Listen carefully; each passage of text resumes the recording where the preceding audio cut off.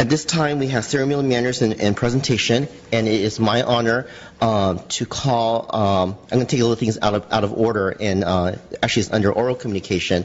And as you know, Cupertino is very famous for Apple Computer, and we're very honored to have Mr. Steve Jobs to come here tonight to give a special presentation. Mr. Jobs.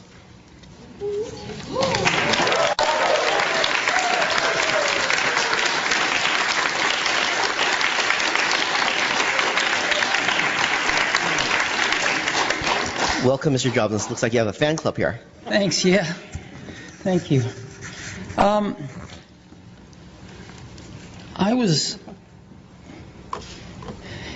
Apple's growing like a weed. And as you know, we've always been in Cupertino. Started in a little office park and eventually got the buildings we are in now at the corner of De Anza and 280.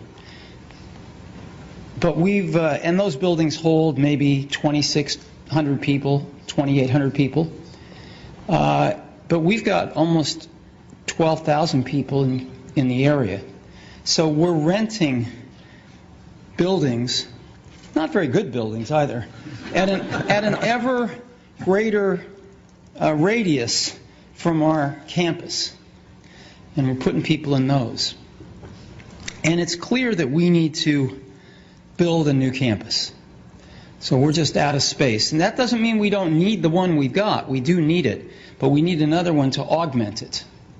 And so we've got a plan that lets us stay in Cupertino. And we went out and we bought some land. And this land is kind of special to me. When I was 13, I think, I called up Hewlett and Packard were my idols.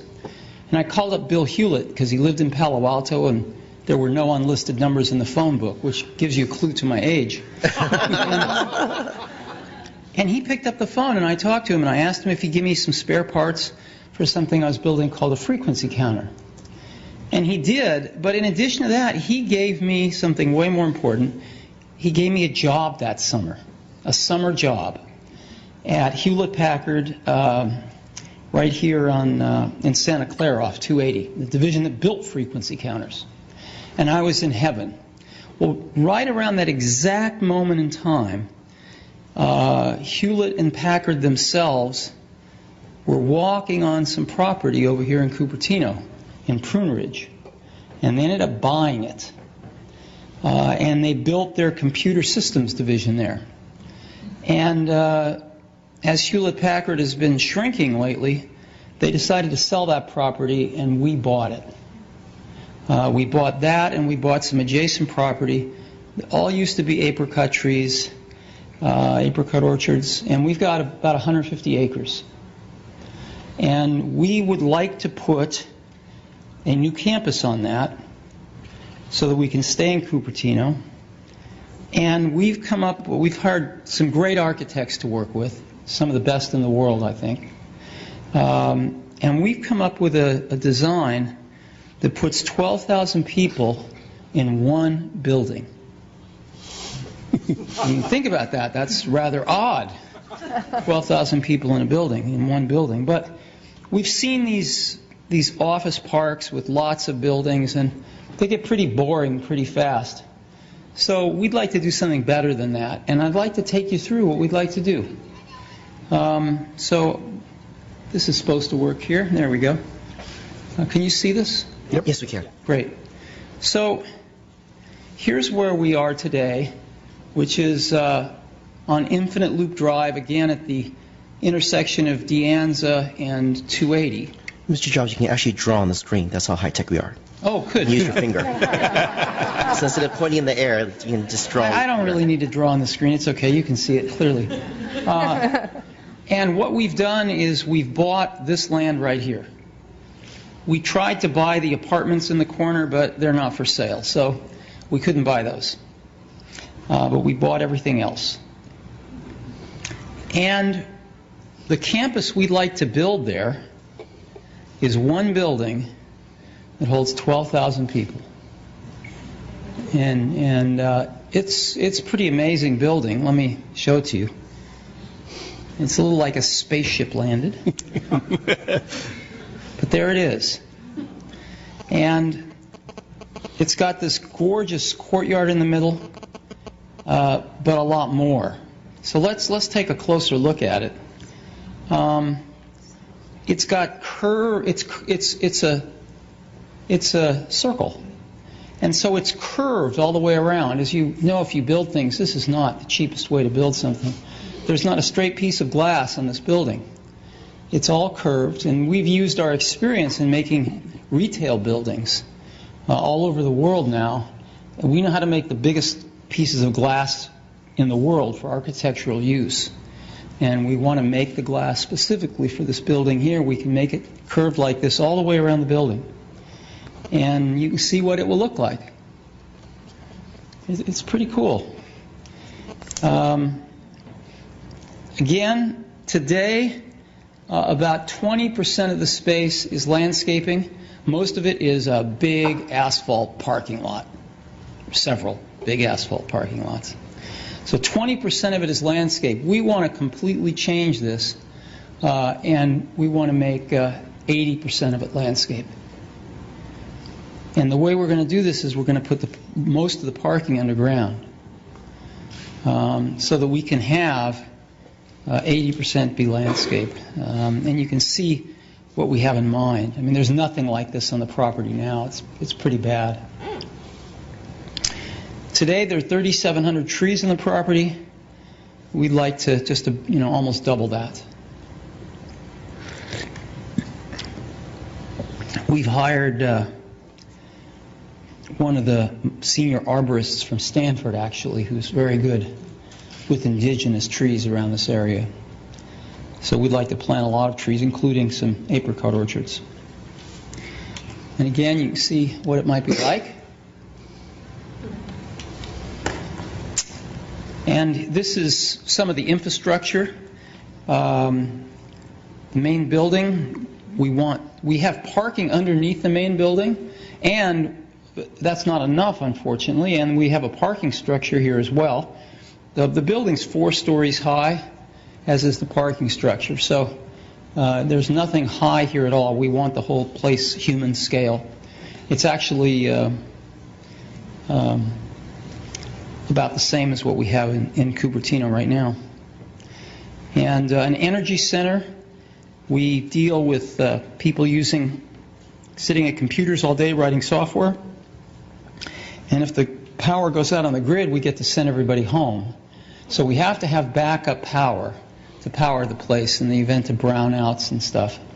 And I think what we're going to end up doing is making the energy center our primary source of power, because we can generate power with natural gas and other ways that can be cleaner and cheaper, and use the grid as our backup. And we think that makes more sense. We've got an auditorium because we put on presentations much like we did yesterday, but we have to go to San Francisco to do them. And a fitness center and some R&D facilities. These are just things where we do testing, and we need some buildings to test in, and there's hardly any people in them. So this is roughly the kind of thing that we're thinking about. And we're thinking about 12,000 people. I put 13 on the slide just because we may get a little luckier than 12,000. So we're up roughly 40% in people versus what the site has been used for already. And we're increasing the space to 3.1 million square feet, so 20% increase in space. The landscaping, though, increases by 350%, which is nice. The trees by 60%. The surface parking goes down by 90%. And so I think the overall feeling of the place is going to be a zillion times better than it is now with all the asphalt. And the building footprint actually goes down by 30%. So we want to take the space and in many cases making it smaller we're putting more of a desirable thing on the space. And that's what we'd like to do. So just want to give you a look at it. This is a cafe. We have cafes in our facilities, and this cafe will, feed the better part of 3,000 people at a sitting, because that's what you need when you have 12,000 people in a campus. And so that's what we're looking at. And I'd love to answer any questions if you have any. Thank you, Mr. Jobs. And we're really excited that you call Apple our home. If you go to your shop at One Infinity Loop, you have a T-shirt that says the mothership has landed. And if you look at this picture, definitely the mothership has landed here in Cupertino. Is there any questions or comments from my council colleagues? Councilmember Wang? Hi, Steve. Hi. Quick question. I think people are curious as to know what the city residents can benefit from this new campus. Well, as you know, we're the largest taxpayer in Cupertino, so we'd like to continue to stay here and pay taxes. That's number one. Okay.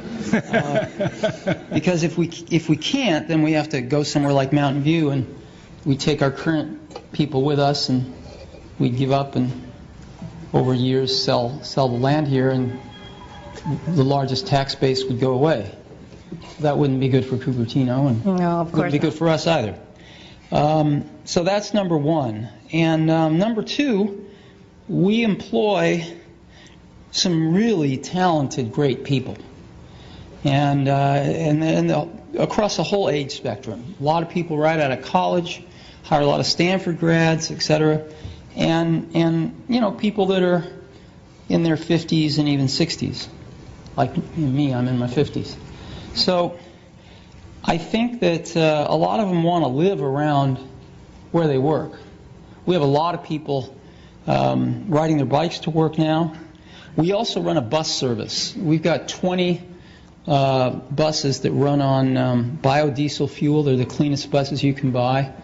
And we've got 20 of them doing routes all the way from San Francisco to Santa Cruz, bringing people in. And we think we do very well with that here. So those are the kinds of things I think could benefit Cupertino. An influx of a tax base, an influx of very talented people who are getting paid. We put them in a fairly affluent group of people. And many of them would choose to make Cupertino their personal home as well as their professional home. I think there's a lot there. Plus, a whole lot of trees and True. Those are a lot great. less asphalt. Those are great things. I think it'd be more specific. It's that, do we get the free Wi-Fi or something like that? Well, see, I'm a simpleton. I've always had this view that we pay taxes and the city should do those things. That's why we pay taxes. Now, if we can get out of paying taxes, I'll be glad to put up Wi-Fi. We should use our sales tax, part of that, to provide the iPad or something to our residents and then get a free Wi-Fi. Yeah, I think we bring a lot more than a free Wi-Fi. And so... Totally agree. Well, thanks so much. Sure. Councilmember Mahoney? Yeah, so first of all, it was interesting your throwback to HP. As a 35-year HP employee, most of it on the Cupertino campus in those buildings there. Obviously felt sorry when I heard that they were consolidating and moving. But now that we've seen your plans, the word spectacular would be an understatement. And I think that everybody's going to appreciate what clearly is going to be the most elegant headquarters, at least in the U.S. that I've seen. So we definitely appreciate the work that's gone into it and look forward to working with you to move it through the process. Thank you. I think we do have a shot of building the best office building in the world. And I really do think architecture students will come here to see this. I think it could be that good. So But, Yep, appreciate it. yeah, thank you. Councilmember Chang? Yeah, Mr. Job, thank you very much for coming. Sure. We met, the city manager and I met Mr. Cook and Mr. Oppenmeyer and also Terry at your campus and see the concept. It's a very good one. I do have a question about, at that time they mentioned about the current Infinity Loop will remain the same. The employee will stay there, right? Yeah, we need both to hold everybody. So that one will host about 8,000, 9,000 people? No. 20. No, about 2,600. Or 2,600, okay. Yeah. And then this one will host 13,000, okay. 12,000. 12,000, okay. That's our current. All right. So then my concern is, last time I forgot to ask Terry about the safety issue, because you have only one building, has so many people there, so all the safety will be put into consideration, like a fire, everything. Oh, of course. Okay. Yeah, no, we spend a ton of time identifying and hiring what we think are the best people in the world at doing what we do. The last thing we want is for anybody to get hurt. Okay. So, yeah, of course, we're going to, the whole building has to be designed with pretty precise requirements for safety, but we'll even go beyond those. Sure. And then the second question is, because the increase of the employment, the resident is concerned also about the traffic. So you have any plan to alleviate the Well, traffic? we're not increasing the employment by much. You're not? No. Okay. It's by like 20%. So we're not increasing it by much. Okay. All right. Also, I know you care about the air quality. Yes. I understand that you are not allow any employees smoke inside the building, right? Correct. So. Both my parents died of lung cancer from smoking, so I'm a little sensitive on that topic. Sure. So I just want to let you be aware. I don't know you're aware or not. There's a Lehigh Southwest cement plant nearby has air pollution to this area. Are you concerned about that? Are you aware of that? What is it? The cement plant is polluting the air in the entire The area. cement plant, that's the Kaiser? Yeah, 24001 Stevens Creek. I grew up about 5 blocks away from that, 6 blocks away. Oh, okay. So I'm pretty familiar with the Kaiser plant. Okay. And, yeah, I think it'd be great if the Kaiser plant wasn't there, but, they bought the land fair and square, so probably they're not going anywhere. Okay. But if you kick Kaiser out, I wouldn't cry. All right, thank you. Thank you, Councilmember Chang. Councilmember Wang, you have a very quick question, right? Oh, yeah, very quick question. Steve, can you give us the estimate timelines and when you plan to submit the plan and when you're going to do the groundbreaking and when we can see the real building? Yeah, well, I ask that question a lot of our people, too. We want to submit plans fairly quickly. We want to break ground next year, and we want to move in 2015. 2015? Yeah. Okay. All right, very good. Thank you so much. We're really honored to have you to be here. I know it's not easy to get you here. And I think your technologies really make everybody proud. And we put Cupertino in together with Apple. Now we're really proud of it. Well, thanks. We're proud to be in Cupertino, too. Thanks. Thank you, Councilmember Wang. I think she stole my question. I was going to ask you when did you break ground so you can start collecting those sales tax dollars from you. No, exactly. But when Chris and I met with Mr. Jobs, I found out a little bit more about him. Is that actually he is a hometown boy. Graduated from Cupertino Middle School, where my daughter's going. Went to Homestead High School. So Mr. Jobs is very well familiar with the city of Cupertino. So we're very fortunate that you found it here in Cupertino. You decided to expand here in Cupertino. There's many choices across the country, and I'm sure that many governors and many mayors said, please come to us, but you decided to stay here. And I think it's because Cupertino is such an innovative place, a diverse place, and educational-wise that we have such wonderful schools. And later on we'll hear some other students on how they got awarded and our schools are doing so well. One thing that I want to ask you is to keep in mind is giving back to the community. And one thing that we would love to do, and I'm sure that our staff will talk about, is that we don't like going to Valley Fair or going to Los Gatos for an Apple store. We would love to have an Apple store here in Cupertino. Yeah, And I can show you. I even have my iPad 2 here, which I love this technology here. So if it cooperates with me, but this is wonderful. It's a wonderful technology, and my 11-year-old just loves this iPad 2. Yeah, the problem with putting an Apple store in Cupertino is there just isn't the traffic.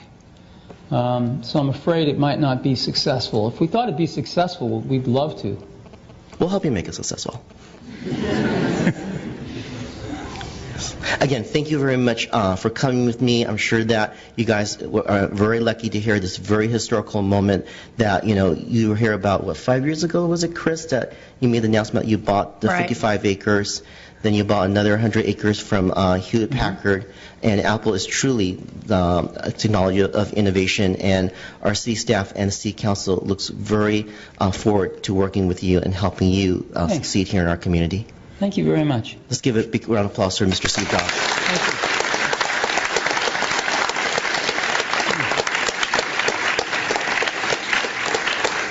Well, we'll get back to working on our plans so we can get back to you as quick as possible. Sure. Thank you very much, Mr. Jobs. Thanks. Thank you.